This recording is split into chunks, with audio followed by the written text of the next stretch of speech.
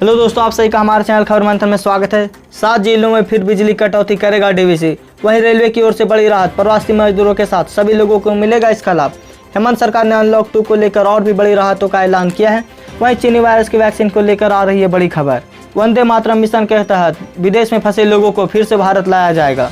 साथ ही चीनी वायरस को लेकर आ रही है बड़ी अपडेट। तो ऐसी तमाम महत्वपूर्ण खबर देखने के लिए आप इस वीडियो के अंत तक बने रहे। 7 जिलों में फिर बिजली की कटौती करेगा डीवीसी। बकाया को लेकर डीवीसी फिर जुलाई माह में बिजली कटौती करेगा।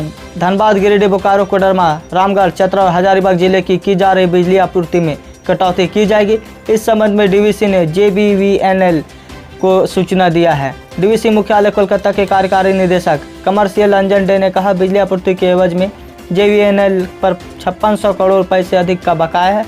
यदि 30 जून तक बकाया का भुगतान शुरू नहीं किया गया तो बिजली आपूर्ति में कटौती की जाएगी। तो आप झारखंड के किस शहर में और आपका शहर का बिजली का क्या हाल है, आप अपना बारे में कमेंट में ज़रूर बताएं। वंदे मातरम मिशन के तहत एयर इंडिया भरेगी 170 उड़ानें। 17 देशों में रह रहे भारतीयों को लाएगी Bharat. Air India Vande Mataram mission के चौथे चरण के तहत 3 से 15 जुलाई तक 17 देशों में 170 विमानों का परिचालन करेगी। सरकार ने विदेशों में फंसे भारतीयों की वापसी के लिए 6 मई को इस मिशन की शुरुआत की थी। वैसे भारत में अंतर्राष्ट्रीय यात्री उड़ान सेवा चीनी वायरस संक्रमण के कारण 23 मार्च से निलंबित है। एयर इंडिया की एक दस्तावेज के अनुसार मिशन के चौथे चरण में वह भारत से Canada, America, Britain, Kenya, Sri Lanka, Philippine, Kyrgyzstan, Saudi Arab, Bangladesh, Thailand आदि देशों में फंसे लोगों को भारत लाएगी। झारखंड में आज फिर से मिले 10 नए पॉजिटिव। इसी के साथ झारखंड में संक्रमितों की संख्या 2369 हो गई है। झारखंड में एक बार फिर से रविवार को शाम 6 बजे तक 10 नए संक्रमित की पहचान की गई है।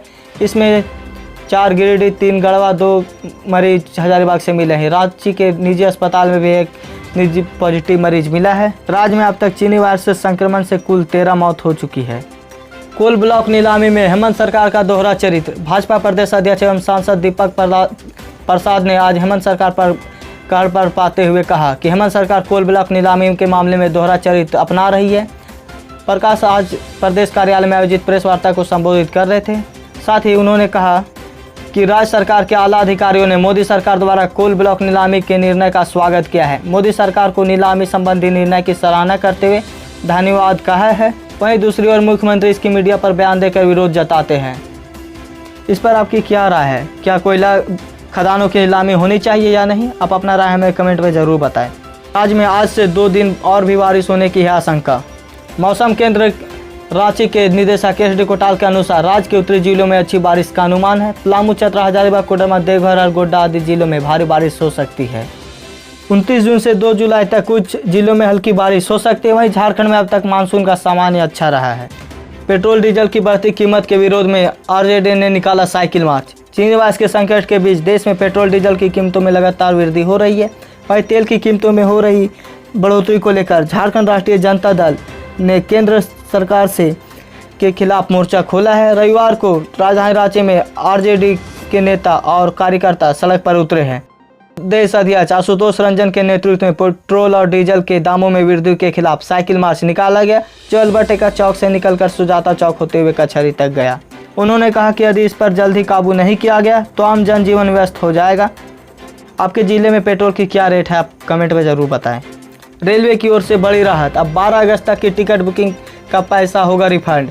देश में लॉकडाउन होने के कारण रेल सेवा को बंद कर दिया गया था। वहीं 14 अप्रैल से टिकट बुकिंग भी बंद कर दिया गया था, लेकिन 120 दिन की एडवांस बुकिंग व्यवस्था के कारण 12 अगस्त तक की गाड़ियों की टिकट बुकिंग हो चुकी थी। रेलवे ने अब 1 जुलाई से 12 अगस्त तक की टाइम टेबल गाड़ियों की राशि रिफंड करने का फैसला लिया है। हालांकि रेलवे ने इस फैसले से वर्तमान में चल रही 115 जोड़ी स्पेशल ट्रेनों पर कोई भी असर नहीं पड़ेगा। किसान क्रेडिट कार्ड के तहत आपको मिलेगा लोन। किसान क्रेडिट कार्ड एक लोन स्कीम है जिसकी शुरुआत 1998 में भारतीय बैंकों ने की थी। आपको हम बता दें कि PM किसान सम्मान निधि योजना के लाभार्थियों को भी KCC मुहैया किया जाता है। KCC के जरिए लोन लेने का सबसे बड़ा फायदा यह है कि किसानों को सस्ता कर्ज मिल जाता है। किसानों को किसान क्रेडिट कार्ड पर कम ब्याज दर चुकानी होती है। वहीं बैंकों के लिए जाने वाले कर्ज की तुलना में किसानों पर ब्याज का कम बोझ पड़ता है। इसलिए किसानों के लिए सरकार ने यह किसान क्रेडिट कार्ड लॉन्च किया है। आदेश मिलते ही 8 मिनट चीन में हमला करने को तैयार है वायुसेना। लद्दाख में गलवाना घाटी पर भारत और चीन के बीच जारी तनाव के बीच भारतीय वायुसेना हाई अलर्ट पर है। सभी सशस्त्र बलों की 2 महीने तक की छुट्टियां रद्द कर दी गई है। वहीं लद्दाख में लाइन ऑफ एक्चुअल कंट्रोल के अलावा भारतीय चीन सीमा के पूरे इलाके की निगरानी कर रही है। जब से भारत और चीन के बीच गतिरोध शुरू हुआ है, भारतीय वायुसेना अपनी क्षमताओं को बढ़ा रही है। अब भारतीय वायुसेना ऊंचाइयों पर जाने और भारतीय सैनिक की रक्षा करने में सक्षम है। भारतीय वायुसेना आदेश मिलते ही 8 मिनट में चीन में घुसने की स्थिति में है।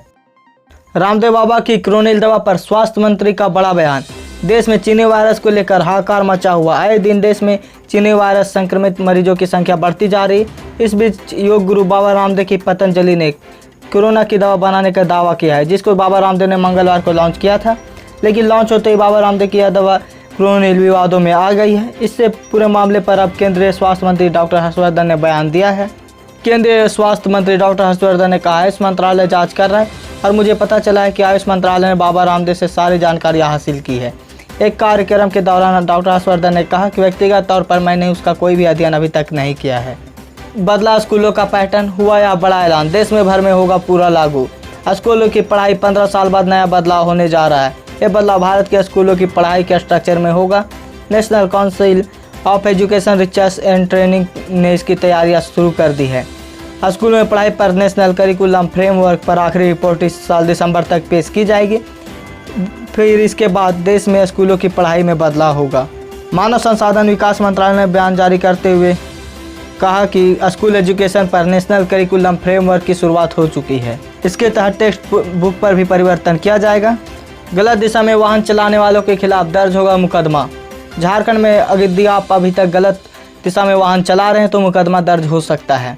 सड़क सुरक्षा के तहत राजधानी रांची में ट्रैफिक पुलिस ने गलत दिशा में वाहन चलाने वालों के खिलाफ अभियान शुरू किया है। 18 जगहों पर ATS का ट्रायल शुरू किया जा रहा है। ट्रैफिक SP अजीत पीडर ने शनिवार को यह जानकारी दी है। ट्रैफिक SP ने कहा कि अभियान के दौरान 25 चालक ऐसे पकड़े गए जो गलत दिशा में वाहन चला रहे थे। इनके वाहन को जब्त कर मामले में मुकदमा चलाने के लिए कोर्ट की रिपोर्ट भेजी गई। वही वाहनों को कोर्ट के निर्देश पर ही छोड़ा जाएगा। साल का तीसरा चंद्रग्रहण 5 जुलाई को। साल का तीसरा चंद्रग्रहण 5 जुलाई को लगेगा। दुनिया के विभिन्न हिस्सों में इसका असर देखने को मिलेगा। भारत में भी इसका प्रभाव कहीं देखने को मिल सकता है। इस कारण चंद्रग्रहण का कोई सूतक काल नहीं होगा और ना ही ग्रहण की किसी राशि पर नकारात्मक असर पड़ेगा। ज्योतिष डॉक्टर SK घोषाल के अनुसार दुनिया के विभिन्न हिस्सों में अलग अलग समय पर चंद्रग्रहण का प्रभाव पड़ेगा। पूर्ण सूर्य ग्रहण 7 सितंबर 2025 को देखने को मिलेगा। अमेजन इंडिया ने किया 20,000 नौकरियां देने का ऐलान। दुनिया की सबसे बड़ी ई-कॉमर्स कंपनियों में से एक अमेजन इंडिया ने वैकेशन के मौसम को देखते हुए कस्टमर्स की संख्या में इजाफा की उम्मीद की वजह से 20,000 नई नौकरियां देने की घोषणा की है। कंपनी के अनुसार साल के आखिरी 6 महीनों में भारत और दुनिया भर के तमाम देशों में काफ़ी छुट्टियां होती है, जिस दौरान लोगों को काफ़ी खरीदारी करते हैं, जिसकी वजह से कस्टमर की खरीदारी का अनुभव और बेहतर बनाने के लिए अस्थायी भर्तियाँ की जाएगी। इसके लिए न्यूनतम योग्यता 12वीं पास होना अनिवार्य है। किसानों के खाते में आने वाले हैं 2,000 रुपये। प्रधानमंत्री किसान सम्मान निधि योजना PM किसान सम्मान निधि के तहत किसानों को दी जाने वाली मदद जारी है। इस कड़ी में अब अगली किस्त 1 अगस्त 2020 को किसानों के अकाउंट में ट्रांसफ़र की जाएगी। आपको भी बता दें कि अगर आप इस स्कीम का फ़ायदा लेना चाहते हैं तो जल्द से जल्द रजिस्ट्रेशन करा लें। PM किसान योजना के रजिस्ट्रेशन की आखिरी तारीख 30 जून तक है। इस तारीख तक अगर आपने रजिस्ट्रेशन करवा लिया तो आपको अगस्त तक आपके खाते में 4,000 रुपये आने वाली है। BCCI अध्यक्ष सौरव गांगुली ने बताया कब करेगी टीम इंडिया मैदान पर वापसी। चीनी वायरस महामारी के कारण टीम इंडिया न्यूजीलैंड दौरे से लौटने के बाद से ही क्रिकेट मैदान से दूर है। तकरीबन 4 महीने पहले मार्च महीने में टीम इंडिया कीवी दौरे से लौटी थी और अभी भी कम से कम 2 महीने तक अभ्यास सत्र से दूर रहेगी। यह बातें एक टीवी चैनल भारतीय क्रिकेट कंट्रोल बोर्ड के अध्यक्ष सौरव गांगुली ने कहा। सौरव गांगुली ने कहा कि खुद उन्होंने सुनिश्चित किया है कि टीम इंडिया अगस्त से पहले अभ्यास के लिए मैदान में ना उतरे। आकाश चोपड़ा ने क्रिकेट में नेपोटिज्म की बात पर कहा कि अर्जुन तेंदुलकर और रोहन गावस्कर जैसे अभी भारतीय टीम में खेल रहे होते। रेहड़ी पटरी वालों के लिए PM स्वनिधि योजना में मिलेगा सस्ता कर। शहरी पथ विक्रेता रूप में सड़क किनारे पसरा रेहड़ी या ठेला लगाकर व्यवसाय शुरू करने वालों को प्रधानमंत्री शहरी पथ विक्रेता आत्मनिर्भर निधि यानी PM स्वनिधि योजना के तहत 10,000 रुपये तक का स्वरोजगार ऋण मिलेगा। देश भर में इस योजना की शुरुआत हो गई है। अधिकारियों ने बताया कि कोविड-19 संक्रमण काल में शहरी पथ विक्रेताओं का व्यवसाय काफ़ी प्रभावित हुआ है, जिसे पटरी पर लाने केंद्र सरकार द्वारा प्रधानमंत्री शहरी पथ विक्रेता आत्मनिर्भर निधि की शुरुआत की गई है। इससे पथ विक्रेता जिन्हें रोलिंग के लिए 10,000 रुपये की ज़रूरत है, उन्हें बैंक से तुरंत 10,000 रुपये का लोन दिया जाएगा। अब खत्म हुआ झारखंड के 6.5 लाख अधिक विद्यार्थियों का इंतजार। झारखंड के करीब 6.5 लाख से अधिक विद्यार्थियों का इंतजार खत्म होने वाला है।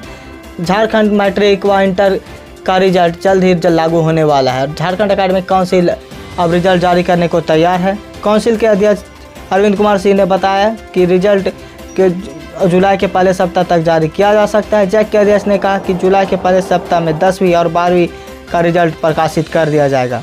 दरअसल चीनी वायरस संक्रमण के फैलाव के रोकने के लिए देश भर में लॉकडाउन की घोषणा कर दी, जिसके कारण मैट्रिक और इंटर की कॉपी जांच होने में काफ़ी समय लग गया। लेकिन अब जुलाई के पहले सप्ताह में दोनों मैट्रिक और इंटर की रिजल्ट जारी कर दिया जाएगा। तो दोस्तों आज की ताज़ा खबर बस इतना है। अगर आप हमारे चैनल में नए हैं तो हमारे चैनल को सब्सक्राइब करें और बेल आइकन दबा दें, ताकि जब भी हम वीडियो डालें नोटिफिकेशन आप तक पहुँचे। और साथ ही इस वीडियो को ज़्यादा से ज़्यादा लाइक करें और शेयर करें।